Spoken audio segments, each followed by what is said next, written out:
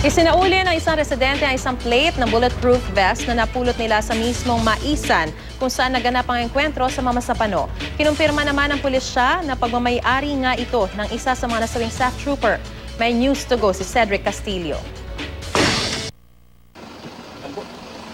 Natanggal na mula sa pagkakapalaman sa bulletproof vest. May damage dahil sa mga tama ng bala at may bahid ng natuyong dugo ang plate na ito na napulot umano ng isang residente ng barangay Tucanalipaw sa Mamasapano, Maguindanao.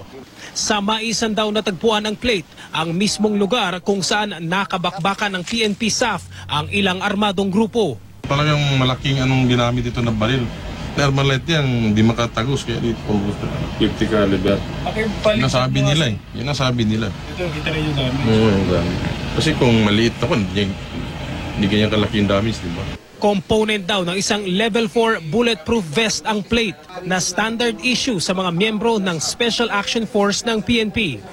Ito definitely, pag-aari ito ng armored na SAP ng, ito yung mga plates kasi na issue sa kanila. Sa lahat ng mga kababayan natin na nakapulot ng alam naman natin na pag-aari ng gobyerno, pagbigay alam sa amin para kunin namin sa kanila or pwede naman nilang dalhin din sa Mamasapano LGU or doon sa aming Mamasapano Municipal Police Station. Tiniyak ng DOJ na may proper coordination sa MILF ang planong pagpasok sa site ng encounter. Criminal liabilities ang aming in-establish.